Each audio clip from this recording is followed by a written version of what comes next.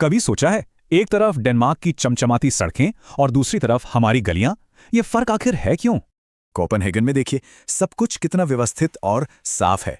और भारत में कूड़े और गंदगी की तस्वीरें तो आम है। और ये सिर्फ गंदगी नहीं है, ये तो लाखों लोगों की जिंदगी की एक कड़वी उलझी हुई सच्चाई है। तो क्या हम भारतीयों में सिविक सेंस की कमी जेनेटिक है?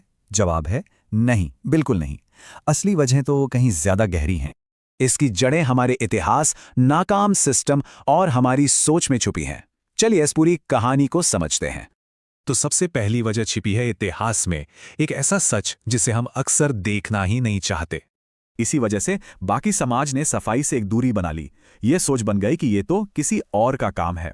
ये एक लाइन सिर्फ लाइन नहीं है, ये उस गहरी सोच का आईना है जो आज भी हमारे समाज में जिंदा है।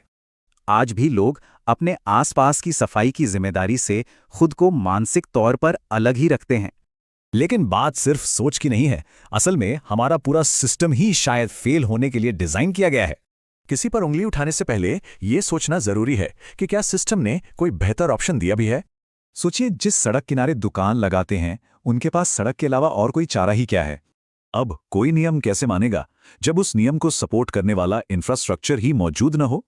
और अब आती है इस पहेली की तीसरी और शायद सबसे जरूरी कड़ी, हमारे समाज में सहानुभूति की कमी। ये लोग पब्लिक की बदहाली के बीच अपने महल बना लेते हैं और समाज की इन्हें कोई परवाह नहीं होती। तो असली बात नियमों की है ही नहीं, बात है एक दूसरे की परवाह और सम्मान की। तो फिर इसका सॉल्यूशन क्या है? जवाब दुनिया भर में मौजूद हैं और ये काम भी कर रहे हैं। जैसे डेनमार्क में लोग घर पर ही कचरे को 10 तरीकों से अलग करते हैं, अपनी जिम्मेदारी खुद उठाते हैं। मतलब सिर्फ सजा ही नहीं, इनाम वाला सिस्टम भी कमाल का काम कर सकता है। स्कूल हो या पब्लिक ट्रांसपोर्ट, कई देशों ने एक पूरा कल्चर बनाया है नागरिक जिम्मेदारी का। तो इन सारे उदाहरणों को देखकर भारत के लिए भी एक रास्ता साफ नजर आता है। इसका समाधान 3 कदमों में है। सबसे पहले शिक्षा, फिर इंफ्रास्ट्रक्चर और आखिर में सख्त कानून।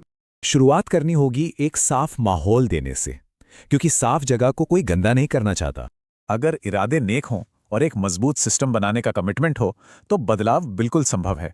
ब्लूप्रिंट तो तैयार है, सवाल यह है कि इसे बनाने की हिम्मत कौन दिखाएगा।